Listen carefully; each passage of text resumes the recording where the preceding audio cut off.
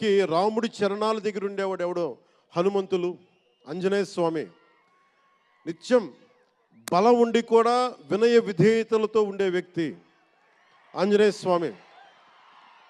అంటే ఎంత ఎదిగినా, ఎంత శక్తిమంతుడైనా, అణిమాది అష్టసిద్ధులున్నా తన శక్తి తను తెలియకుండా ఎదిగే కొద్దీ ఒదిగుండే ఆంజనేయ స్వామిలాగా ఇతనికి రామ్ చరణ్ అని పేరు పెట్టాలని చెప్పి మా నాన్నగారు ఆలోచన చేసి తనకి రామ్ చరణ్ అని పెట్టారు.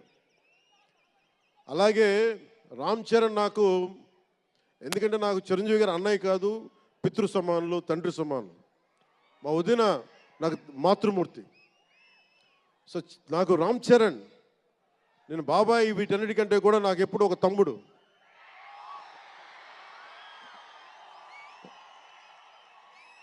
చిన్నప్పుడు బాగా ఏడిపించేవాడిని. నేను ఇంకా బద్ధకంగా ఉండేవాడిని.